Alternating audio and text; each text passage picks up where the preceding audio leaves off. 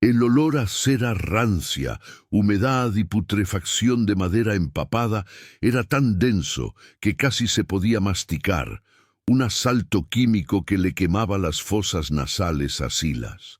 Estaba atrapado, no por cadenas, sino por la cifra prometida en el cheque que tenía en el bolsillo de su cazadora, $20,000 por vaciar los muebles del convento de Santa Águeda, un edificio de piedra gris en medio de la América rural de Massachusetts que se sentía más como una tumba abierta que como una propiedad.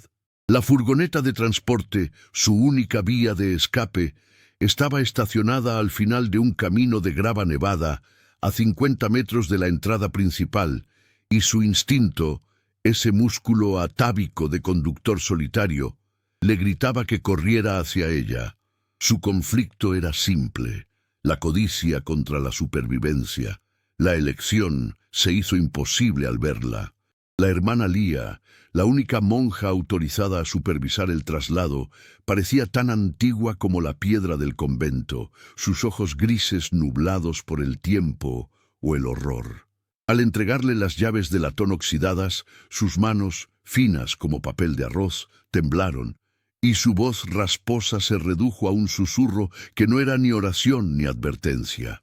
Ella aún toca el piano, señor Vance, a las 3:17. No importa lo que oiga, no baje al sótano después de medianoche. Debe estar fuera con todo en 48 horas. Si está aquí a las 3:17 de la segunda noche, no hay contrato que valga la pena. El escepticismo arrogante de Silas, su fala fatal, se activó como un escudo térmico contra el miedo. $20,000. Era un cuento de viejas, una táctica para asustar al transportista y hacerle trabajar más rápido. Fantasmas tocando música. Claro que sí. Silas no creía en lo que no podía pesar o medir, una filosofía que le había ahorrado sustos en carreteras heladas, pero que ahora lo condenaba a ignorar el peligro inherente al silencio sepulcral que envolvía el convento. El aire helado que lamía los pasillos se sentía denso, pesado, como si la propia oscuridad tuviera una textura aceitosa. Entró por la puerta principal de roble, cuya textura era áspera y astillada, con los guantes de trabajo ya puestos. La tarea era monumental: 3 pisos de mobiliario gótico que necesitaban ser catalogados y embalados. El sonido de sus botas pesadas sobre el suelo de terracota resonaba en el vacío, y el único otro ruido era el gemido del viento que se colaba por las vidrieras rotas, un sonido que imitaba el llanto. El interior del convento era un testimonio de la piedad y el abandono. Las estatuas de santos estaban cubiertas de polvo y un velo de moho cubría los frescos del techo. En la sala común, el objeto que más le llamó la atención estaba cubierto con una lona gruesa y grisácea: el piano. Demasiado grande y pesado para ser movido, estaba marcado en el inventario como elemento que permanece. Silas se rió por dentro. 3:17 AM. ¡Qué tontería! Empezaría con el segundo piso y se aseguraría de que su camión estuviera completamente cargado y con las ruedas girando antes de que esa hora absurda llegara. La luz del sol de invierno luchaba por penetrar los cristales sucios del segundo piso, proyectando patrones de polvo danzante en el suelo de madera oscura. Silas se puso manos a la obra con una eficiencia brutal, su mente puramente orientada a la logística y al peso. Abrió un antiguo armario de cedro que desprendía un olor persistente a incienso olvidado y alcanfor, un aroma dulce y cadavérico. Era pesado y claramente estaba lleno, lo que significaba más trabajo. Según el inventario, solo debía llevarse los muebles, no el contenido. Pero el tiempo era oro. Tenía menos de 47 horas restantes. El escepticismo de Silas no era pasivo. Era una fuerza activa, un martillo con el que aplastaba cualquier pensamiento irracional que pudiera interferir con el trabajo bien pagado. No tenía tiempo para seguir reglas estúpidas. mientras sacaba con impaciencia varias túnicas de terciopelo morado, cuya textura sins mohosa dejaba una sensación áspera en sus guantes, vio una caja metálica pequeña y ornamentada. Estaba cerrada. El contrato decía estrictamente: no se alterará la propiedad personal. Pero Silas no quería perder tiempo volviendo a catalogar la caja. Su arrogancia ascética le susurró que era solo un joyero vacío o reliquias inútiles. Con una pequeña palanca de su caja de herramientas, forzó la cerradura de latón. El clic metálico al ceder fue un sonido sorprendentemente alto en el silencio del pasillo. Al abrirla, la caja estaba vacía, excepto por un solo objeto: un pequeño y antiguo metrónomo de madera oscura. No tenía ningún valor aparente, pero se puso en marcha de repente, sin que Silas lo tocara. Tic-toc, tic-toc. El sonido era rítmico, pero aceleraba de forma irregular, un ritmo frenético que sonaba a pánico. Silas sintió un cosquilleo frío en la nuca, pero lo atribuyó a la baja temperatura. Mecánica vieja, oxidada. Se dijo a sí mismo, con la voz interior firme, mientras el metrónomo, ahora completamente fuera de control, golpeaba tan rápido que el sonido se convirtió en un zumbido. Lo golpeó con la palma de la mano. El tic-toc se detuvo abruptamente. Lo tiró en una bolsa de basura etiquetada como descarte y cerró el armario con desinterés. Era un convento abandonado en los Estados Unidos rurales. Si no había ratones en las paredes, habría trastos viejos con mecanismos rotos. Nada más. Abajo, cerca de la sala común donde estaba el piano cubierto, la puerta de una nevera industrial de las cocinas se cerró con un golpe sordo, un sonido que no cuadraba con el ambiente. Silas se detuvo en el hueco de la escalera, la mano derecha crispada alrededor de la linterna. Si hubiera habido alguien, lo habría oído entrar. El viento, concluyó con firmeza. Una corriente de aire, sin duda. Su escepticismo era un muro, y se negaba a que los susurros de la superstición lo derribaran. El aire en el segundo piso se sentía más ligero que en la planta baja, pero el frío era más cortante. Silas aceleró el ritmo. Si podía cargar la mitad de la furgoneta antes del anochecer, podría dormir las primeras horas de la noche en el camión. Eso le daría una ventaja contra el absurdo plazo de la hermana Lía. Bajó las escaleras para mover una pesada cómoda. Al pasar por el pasillo principal, notó algo. La lona que cubría el piano en la sala común parecía haberse desplazado ligeramente, exponiendo apenas una sección de las teclas de marfil amarillentas. Estaba seguro de que la había dejado tirante. Se encogió de hombros, la única manifestación física de su desinterés por los pequeños misterios. Simplemente el peso de la tela deslizándose. Había una razón lógica para todo. Solo necesitaba encontrarla, o simplemente ignorarla. Mea culpa. La cómoda de roble que estaba catalogada en el inventario como ligera, pesaba como si la hubieran llenado de lingotes de plomo. Silas se quitó la cazadora de plumas, cuyos parches de tela vaquera estaban empapados en sudor a pesar del frío ambiente. Había subestimado la dificultad logística. Esto no era un trabajo de 20 horas, era una operación de demolición meticulosa que requería equipo pesado. Sin embargo, su escepticismo arrogante le prohibía llamar a un ayudante. No iba a dividir las ganancias ni a admitir que la tarea era demasiado grande para un solo hombre.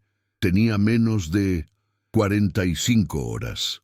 El silencio era el peor enemigo en ese lugar.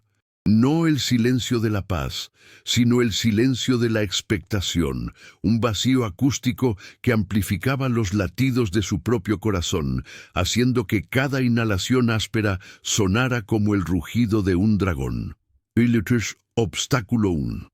Era puramente físico y logístico. Necesitaba mover la cómoda por la escalera principal, sin dañar las paredes de yeso ni romperse la espalda. Su primer intento fue un fracaso humillante. La pieza de madera gótica, que olía intensamente a alcanfor y a vieja madera barnizada, se deslizó de sus manos enguantadas, estrellándose contra el primer escalón.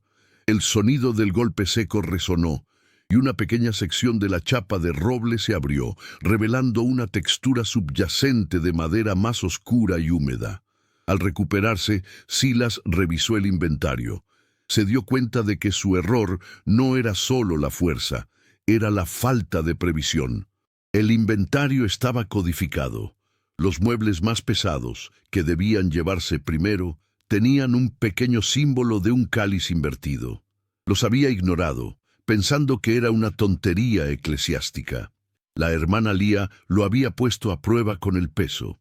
En lugar de ceder, decidió buscar en el sótano los carros de transporte pesados que, según la lista de la mudanza, estaban allí. Esto lo obligó a acercarse al epicentro de la advertencia. La entrada al sótano estaba en un pasillo lateral, apenas iluminado, un lugar donde el olor a tierra mojada y algo metálico, como sangre vieja, era más fuerte.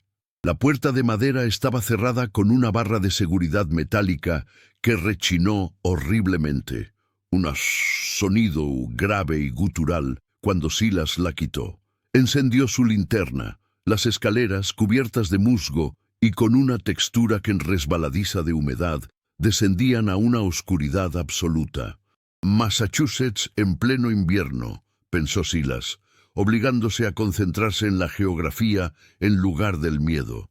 Demasiado lejos de cualquier ayuda. Si se caía aquí, se convertiría en otro mueble abandonado. A medio camino de la escalera, la luz de su linterna captó una mancha oscura en la pared, a la altura de la cintura. Era una marca extraña. No era pintura ni moho. Parecía una línea de arañazos profundos y curvos, como si uñas desesperadas hubieran intentado abrirse camino a través de la piedra. Su arrogancia vaciló por un instante. Un simple temblor de la mano que sostenía la linterna. Era pura sugestión. Si había habido alguna monja tocando el piano a las 3:17, probablemente había sido internada en un psiquiátrico, dejando tras de sí un convento lleno de leyendas estúpidas. Encontró los carros metálicos bajo una capa gruesa de telarañas. Eran viejos, pero robustos. Mientras los sacaba, asegurándose de que el sonido de las ruedas metálicas no fuera demasiado alto, miró hacia la oscuridad del sótano. Parecía que continuaba en una serie de túneles más allá de donde su linterna alcanzaba, pero el contrato era claro. Solo los artículos listados. El sótano no era parte de la mudanza, ni de su problema. Estaba concentrado en la salida, el reloj en su mente marcando la cuenta atrás.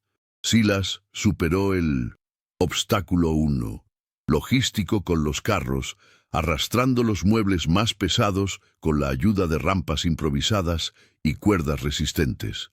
La tarde se desvanecía rápidamente, y el cielo de Massachusetts se había vuelto de un tono púrpura enfermizo. El primer tercio del trabajo estaba hecho, y su furgoneta estacionada cerca ya albergaba una pequeña fortuna en mobiliario antiguo. Tenía menos de 41 horas. El frío se estaba volviendo hostil. No el frío exterior, sino el frío que parecía irradiar desde el interior de la piedra misma, penetrando su ropa y asentándose en sus huesos. La historia que la monja había contado sobre las 3:17 a.m. se negaba a desaparecer del todo. Mientras ordenaba las herramientas en la furgoneta para una pausa, la tentación de encender el motor y marcharse se hizo tangible, pero se obligó a recordar el cheque. Volvió al convento. Su siguiente tarea era clasificar los libros de la biblioteca del tercer piso, una subtrama que parecía inofensiva. La escalera de caracol que conducía allí era de hierro forjado, y cada paso hacía que el metal gimiera con un sonido agudo, como el roce de dos cuchillos. En la biblioteca, el olor era abrumadoramente el de papel antiguo, moho seco y cuero agrietado. Estaba casi completamente oscura. Encendió la linterna y enfocó el haz. Sobre la mesa principal había una Biblia abierta. Su textura era de cuero rígido, casi petrificado por el tiempo. No le dio importancia hasta que vio las notas a mano garabateadas en los márgenes. No eran oraciones, sino notación musical. Pequeños signos de octava y semicorcheas, escritos con una prisa desesperada, llenaban las páginas. Silas, que no era musical, solo reconoció una cosa. El ritmo de la música era idéntico al tic-toc errático del metrónomo que había roto y tirado antes. De repente, una ráfaga de aire frío le golpeó la nuca, aunque todas las ventanas del tercer piso parecían estar cerradas. El aire se sentía tan denso que parecía llevar una carga eléctrica. Su escepticismo se resistió, argumentando que era la ventilación natural de un edificio viejo. Pero la sensación de ser observado era innegable, un peso físico sobre sus hombros. Se movió entre las estanterías que olían a 1.000.000 de historias olvidadas y se dio cuenta de que no había más que un solo juego de huellas en el polvo de la biblioteca, las suyas. Lo que sea que estuviera allí, no pisaba el suelo. En la esquina encontró una pila de diarios personales, encuadernados en tela gris. Estaban fuera del inventario y su falla fatal lo impulsó a examinarlos. Conocimiento es poder, pensó arrogantemente, y estas viejas monjas son probablemente paranoicas y mentirosas. Abrió el primero. Las primeras entradas eran la vida mundana del convento, pero luego el tono cambió. La escritura se volvió febril, las letras irregulares. Una entrada, fechada décadas atrás, llamó su atención. 3 de febrero. La hermana Elara no está bien. El sonido no es una bendición, es una tortura. El piano la llama. Lo he visto. A las 3:17, la sombra se mueve bajo la lona. Silas se burló, pero sus manos temblaban ligeramente. Cerró el diario y lo dejó caer sobre la mesa. Su mente estaba estable, pero el instinto físico estaba encendido. Necesitaba dejar este lugar, pero no sin el cheque. Tenía que llegar a la medianoche. Le quedaban solo 38 horas para terminar la mudanza. El siguiente obstáculo no sería el peso, sino la tentación de sucumbir al pánico. A medianoche, Silas se había retirado a la furgoneta. Había cubierto la mitad del trabajo, un logro que infló su pecho. Estaba en la América profunda de Estados Unidos, lejos de la civilización, pero él estaba seguro, abrigado y con el motor apagado. Su escepticismo arrogante le ordenó ignorar los diarios y las advertencias. Durmió vestido, con la pistola de bengalas bajo el asiento, no contra fantasmas, sino contra vagabundos o animales salvajes. La oscuridad fuera de la furgoneta era total y sin concesiones, solo rota por la luz de la luna invernal que se filtraba a través de las nubes.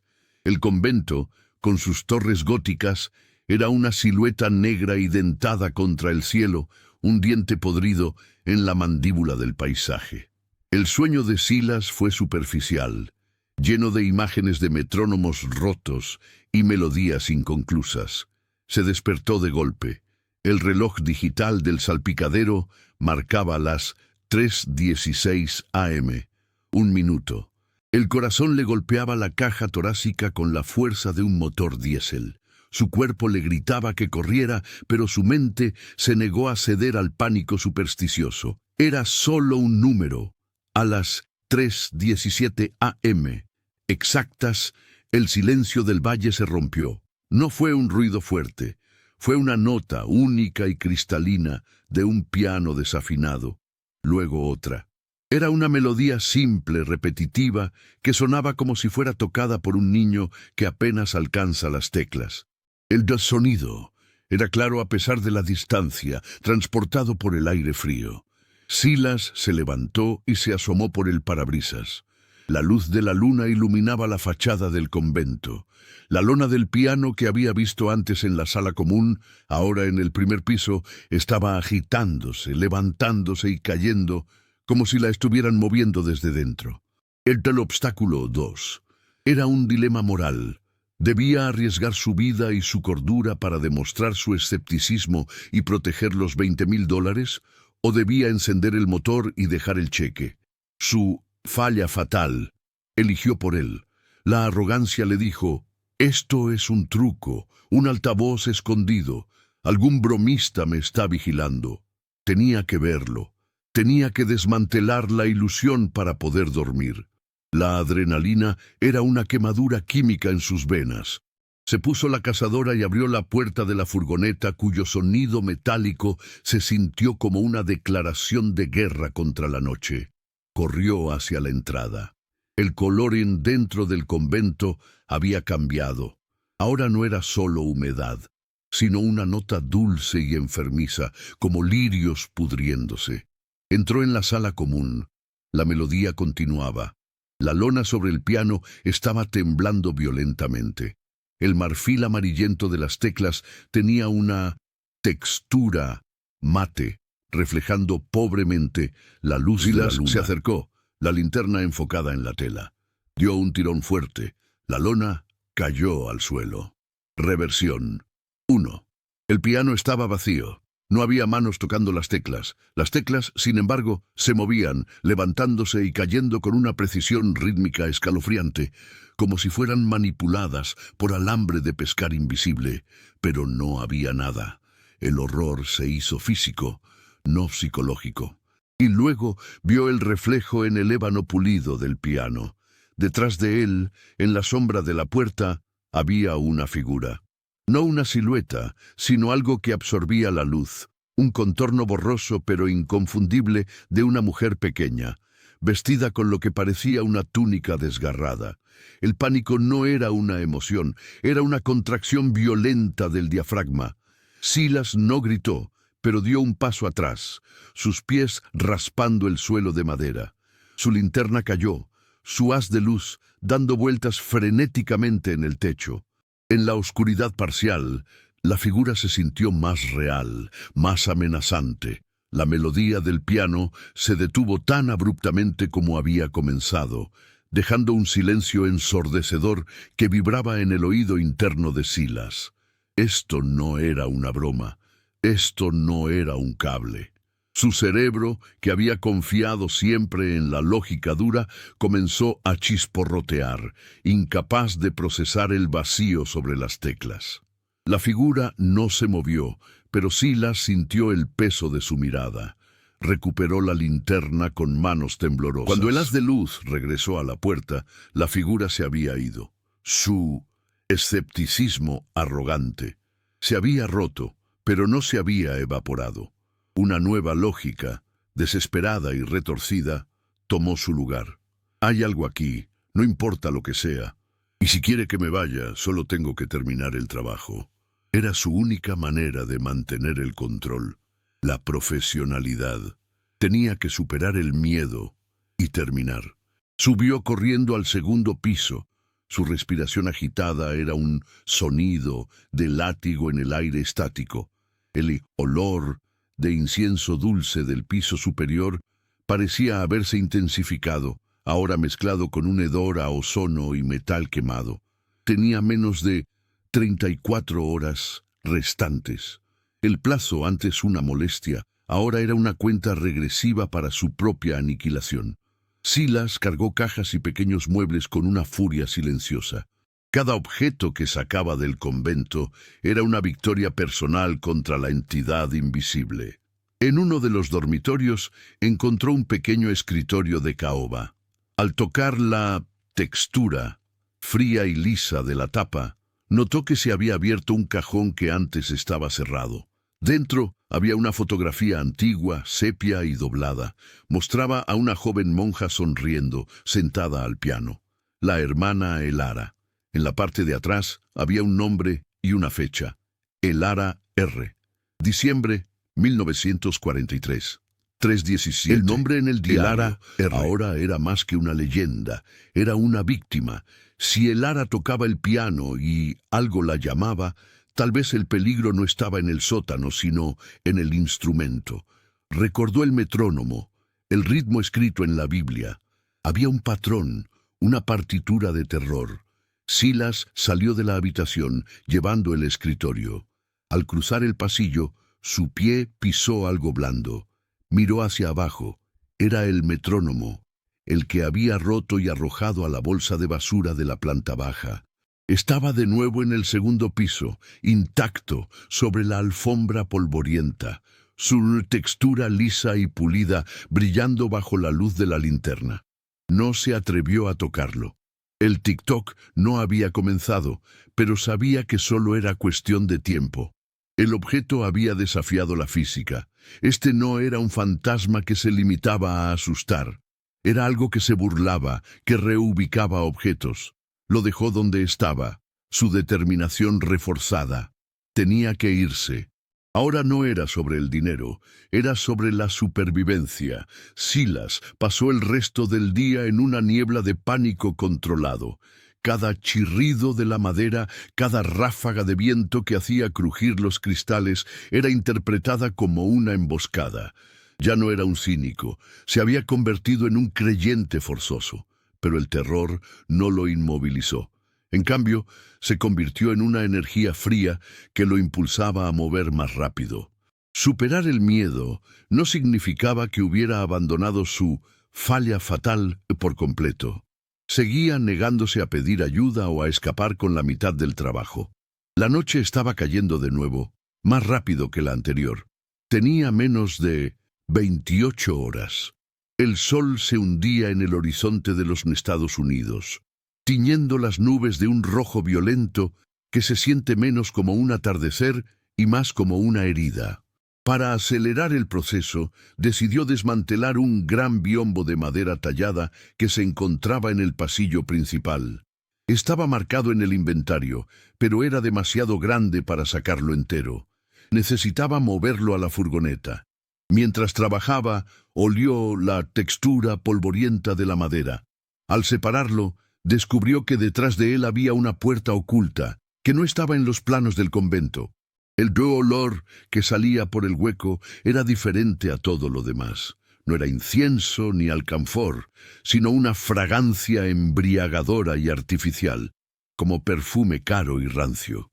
La curiosidad, hermana de su arrogancia, lo picó. Abrió la puerta con cuidado. El pasaje conducía a una pequeña habitación lateral que no parecía un dormitorio de monja.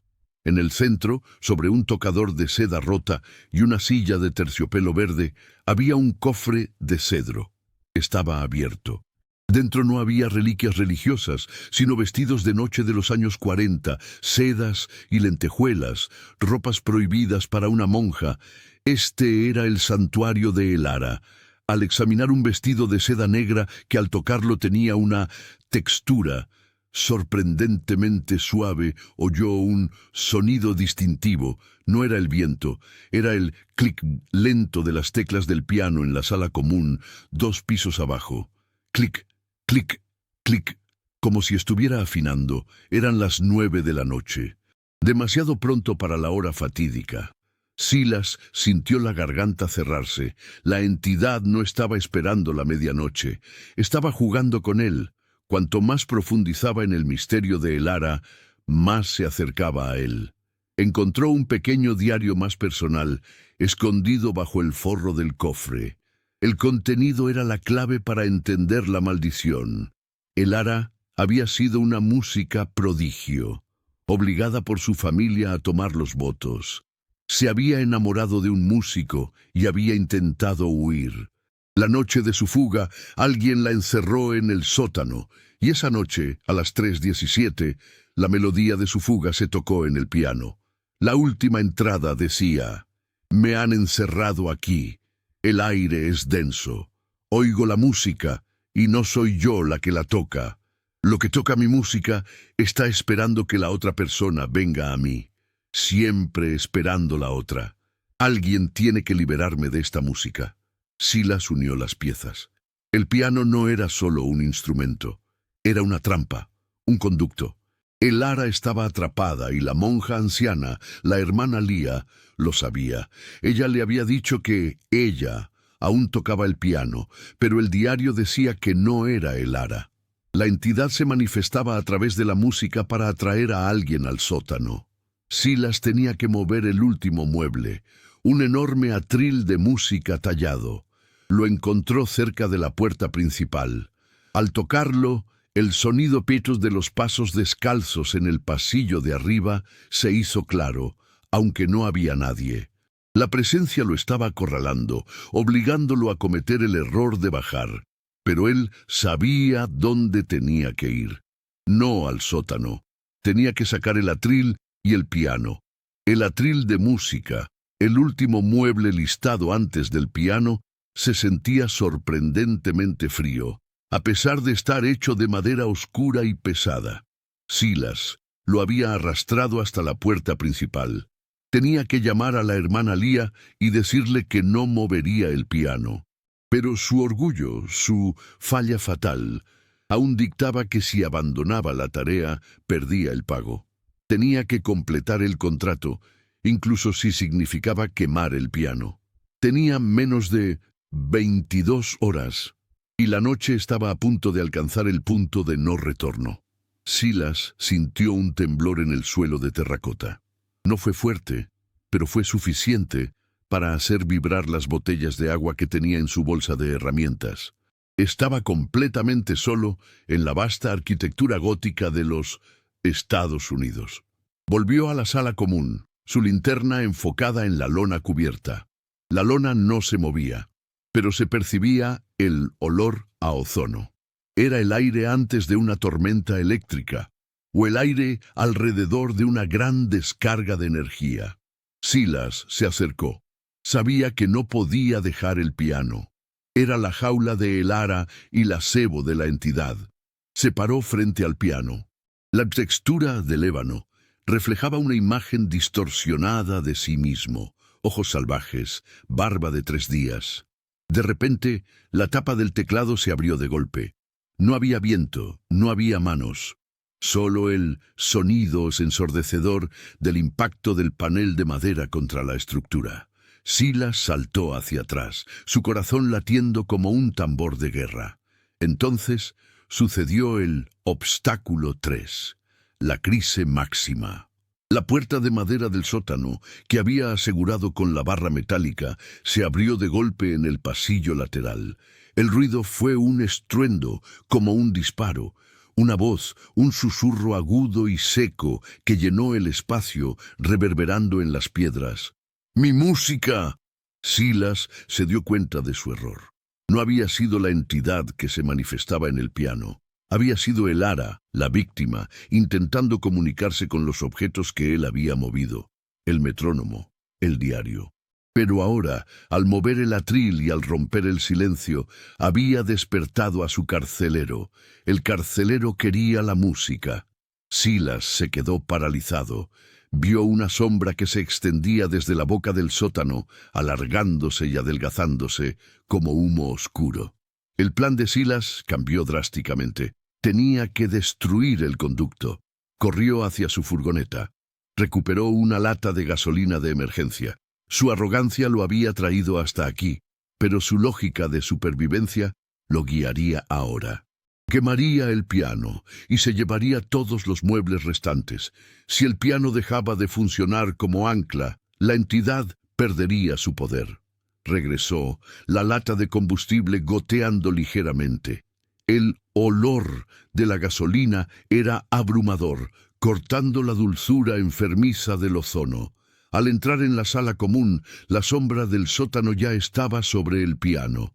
Se había solidificado ligeramente, con una forma humanoide alta y delgada, pero su textura parecía ser de ceniza flotante. No tenía ojos, pero Silas sabía que lo estaba mirando. El piano comenzó a tocar de nuevo, pero no la melodía simple de el ara. Esta era una pieza compleja, estridente, llena de disonancia y terror. Silas, sin dudarlo, vació la lata de gasolina sobre el ébano del piano, ignorando el fuego ardiente en su garganta. No había tiempo para fuego, solo para la acción. El sonido de la música demoníaca se hizo más fuerte, casi físico, como si las vibraciones pudieran aplastarle los huesos. El tempo era inhumano. Las notas se mezclaban en un torrente de caos armónico. La figura sombría sobre el piano se giró. Su forma de ceniza ahora se elevaba y se estiraba hasta el techo. El olor a gasolina mezclado con el ozono se volvió asfixiante. En ese momento de crisis máxima, mientras su cuerpo temblaba sin control, Silas recordó el diario de Elara. Alguien tiene que liberarme de esta música. El piano estaba condenado, pero la música era la clave. Buscó desesperadamente en sus bolsillos y encontró el encendedor que usaba para las pausas de cigarrillo. La chispa fue un pequeño destello de luz en el inmenso terror. Antes de que pudiera encender la gasolina, la sombra se abalanzó. No fue un movimiento rápido, sino una extensión gradual, como si el propio vacío estuviera arrastrándose hacia él. Silas sintió un frío extremo y penetrante, una textura helada y pegajosa, que se adhirió a su brazo derecho como alquitrán congelado. Soltó un grito sordo mientras la piel le ardía de frío. Cayó de rodillas, el encendedor resbalando de sus dedos. La sombra se retiró un poco, como si estuviera saboreando el terror. La música. Siempre la música. Silas se arrastró, su mano izquierda buscando frenéticamente el encendedor. Su brazo derecho estaba entumecido, marcado por una quemadura blanca y gélida. La sombra volvió al piano, las teclas resonando con un crescendo final. El ser, al que Silas ahora identificaba como el carcelero de Elara, no quería que la música parara. En ese momento de la noche oscura del alma, Silas abandonó completamente su arrogancia cética. No había truco, no había altavoz, había oscuridad. Y él estaba a punto de ser absorbido por ella. La única forma de salir era aceptar la locura. Se obligó a concentrarse. Si el piano era el conducto, si la música era la trampa, tenía que silenciarla de forma permanente, no solo quemar el mueble. Con el encendedor en la mano, se arrastró hacia el piano. La sombra estaba absorta en la música, su energía centrada en mantener el tempo imposible. Silas sabía que solo tenía una oportunidad. Si la encendía ahora, la sombra lo atraparía. Pero había otra forma. El piano no tenía solo teclas, tenía cuerdas. Bajo la tapa que había caído al suelo, vio los martillos de latón que golpeaban las cuerdas. Era un mecanismo complejo. Silas agarró un martillo de su caja de herramientas, ignorando el olor nauseabundo que emanaba de la sombra. Con un último estallido de energía, se levantó y golpeó el cuerpo del piano con una furia descontrolada. No las cuerdas, sino el marco de hierro fundido que sostenía la tensión. Clang. El sonido fue un grito de metal torturado. La música se detuvo, no decayó. Se detuvo abruptamente, como si la electricidad se hubiera cortado. El marco se había roto. La sombra se disolvió en el aire, no con un gemido, sino con un silencio atronador. El aire caliente de la combustión interna se escapó del convento. El piano ahora era solo madera empapada en gasolina, silenciosa. Silas no se detuvo a examinar los daños. Había roto el piano, rompiendo la maldición. Ahora solo tenía que sobrevivir. Tenía menos de 20 horas para terminar de vaciar el convento de Estados Unidos y escapar antes del amanecer. El agotamiento era tan grande que cada paso que daba era un acto de voluntad pura. El brazo derecho le dolía con una intensidad sorda, pero el miedo era el mejor anestésico. Necesitaba terminar, tenía que ganar. Pasó las siguientes horas arrastrando el resto del mobiliario, su mente concentrada solo en el peso, el volumen y la lista. El convento, ahora silencioso y vacío, parecía haber devuelto su neutralidad. El Parlor Gas a humedad y cera regresó, sustituyendo la dulzura enfermiza del ozono. A las 2:45 a.m., De la segunda noche, el camión de Silas estaba completamente cargado. El atril estaba justo al lado de la puerta trasera. Se limpió las manos en sus pantalones, notando la textura áspera de la tela de trabajo. Cruzó el umbral por última vez, mientras cerraba la pesada puerta de roble, cuya cerradura emitió un sonido sordo y definitivo. Escuchó un leve susurro. No vino del interior, vino de arriba. Silas levantó la linterna hacia el techo. Una pequeña nota, doblada y pegada con cinta adhesiva al marco de la puerta. La arrancó. Estaba escrita con una caligrafía pulcra, a diferencia de los garabatos febriles de Lara. «Felicitaciones, señor Vance. Ha cumplido el contrato. Ahora, la otra parte del trato». Silas frunció el ceño. Se giró para ver la fachada del convento. Era alta, oscura y final. La monja, la hermana Lía, no había regresado. Silas se dirigió a la furgoneta, pero algo lo hizo volver a mirar la puerta. La otra parte del trato. La hermana Lía lo había puesto a prueba con el peso y con el miedo, y él, en su arrogancia, había pasado la prueba. Se acercó. El foco de la linterna cayó sobre la mancha oscura que había visto en las escaleras del sótano. Los arañazos estaban ahora más brillantes en la madera de la puerta principal. Reversión 2. Silas se dio cuenta. La hermana Lía no le había advertido sobre un fantasma que tocaba el piano. Le había advertido sobre el carcelero de Elara. La monja anciana le había dicho: «Si está aquí a las 3:17 de la segunda noche, no hay contrato que valga la pena». ¿Por qué? La respuesta fue instantánea y fría, como la sombra en su brazo. La hermana Lía no quería que Silas se fuera con el mobiliario. Quería que rompiera el piano y liberara a Elara para que la entidad que tocaba la música, el carcelero, se quedara sin ancla y la maldición se cumpliera en la persona que completara el ciclo. Silas comprendió la maldad. La hermana Lía, al parecer, había estado guardando el secreto, esperando al cínico perfecto, el hombre con la arrogancia suficiente para ignorar todas las advertencias y solo perseguir el dinero. El piano roto había liberado a Elara, pero el carcelero seguía allí, y ahora sin piano necesitaba un nuevo conducto. Silas sintió la cicatriz en su brazo derecho, la quemadura blanca y fría que aún le dolía, el roce de la sombra. Se subió a la furgoneta. Giró la llave. El motor cobró vida, un rugido de esperanza. Miró el reloj. 3:15 a.m.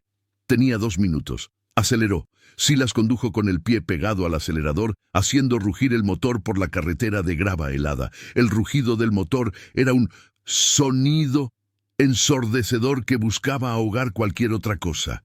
Tenía que ganar la distancia crítica antes de las 3:17 a.m.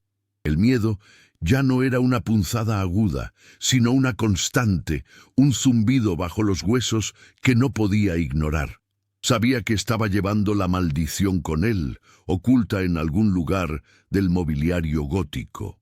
A las 3:16:30 a.m., mientras el camión se tambaleaba al llegar a la carretera estatal, vio el convento en el espejo retrovisor. Parecía normal. Solo una gran sombra de piedra en el paisaje nocturno de Estados Unidos. Entonces, un objeto cayó del cielo y golpeó el parabrisas con un impacto seco, un golpe sordo. Silas perdió el control por un segundo. El camión se deslizó sobre una capa de hielo. Lo que había golpeado el cristal era el metrónomo de madera, el que había roto, el que había tirado, el que se había reubicado. Estaba intacto, clavado en el parabrisas, su péndulo oscilando con una lentitud amenazante.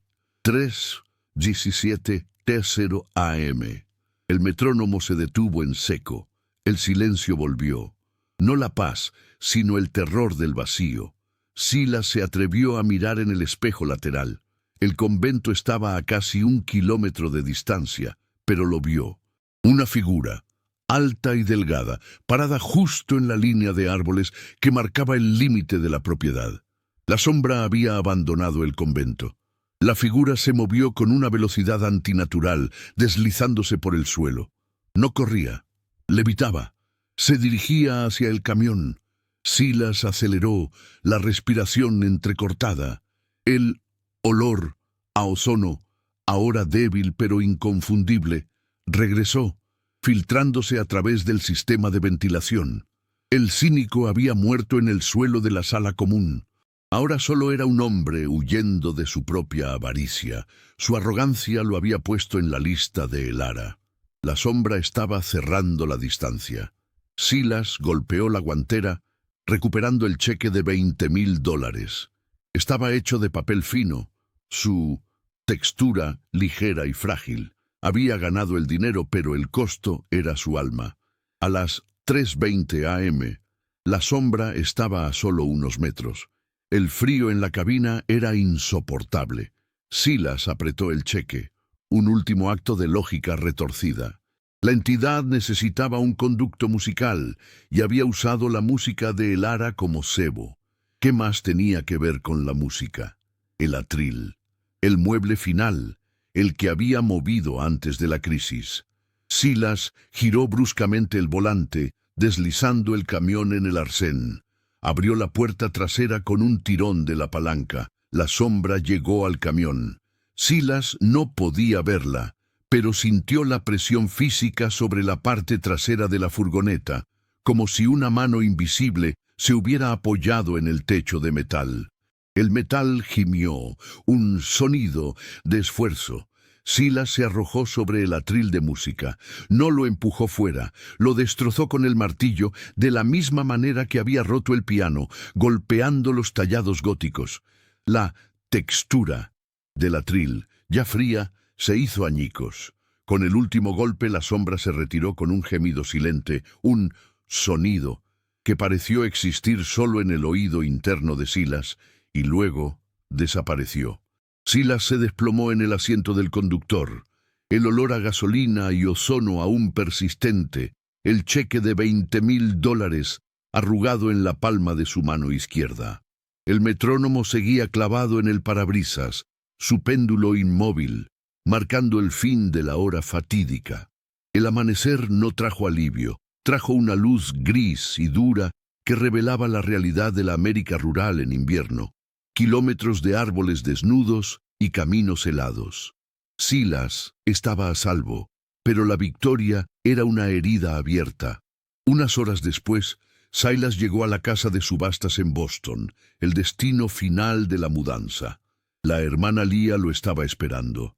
Estaba de pie en el muelle de carga, una figura diminuta e inexpresiva en un abrigo oscuro. Silas le entregó la documentación, omitiendo la parte del piano y el atril destrozados. Su falla fatal se había transformado en un secreto. Había cumplido el contrato a pesar del horror, demostrando su propia fortaleza, aunque a un costo. La hermana Leah tomó los papeles. Sus ojos grises, antes nublados, ahora parecían terriblemente claros. Le entregó un sobre sellado. Aquí está el resto, $20,000. No lo gastes en cosas que no puedas pesar. Su voz era plana, sin un solo atisbo de miedo o sorpresa. Silas, que había planeado una diatriba sobre el piano roto, solo pudo asentir. Ella continuó. Una cosa más, señor Vance. La hermana Elara era una mujer desesperada. Finalmente, fue liberada de su música. Entonces la hermana Leah puso su mano, cuya textura era fría y arrugada, sobre el brazo derecho de Silas. La cicatriz de la quemadura helada debajo de la manga de su cazadora comenzó a arder. Reversión 2. La revelación final. El carcelero, susurró la hermana Leah, sus labios apenas moviéndose. No era un fantasma que tocaba el piano. Era el miedo de Elara, un parásito emocional de su agonía. Ahora, sin piano, necesita un nuevo huésped que crea en la música. Y usted, señor Vance, demostró que es un músico de la supervivencia, un hombre que rompe sus propias reglas por el ritmo del dinero y la lógica. Silas abrió los ojos como platos. Se dio cuenta de que no había derrotado a la entidad al destruir el conducto. Había sido elegido como el nuevo conducto. La monja se retiró subiendo a un sedán negro. Silas se quedó en el muelle de carga, el sobre de dinero en una mano. El olor a sal de mar del puerto de Boston era fuerte, un contraste brutal con la humedad y la cera del convento. Pero el sonido más fuerte era el de su propia respiración. Se quitó la cazadora. La cicatriz en su antebrazo, donde la sombra lo había tocado, era blanca, gélida y tenía una forma irregular, como un parche de moho.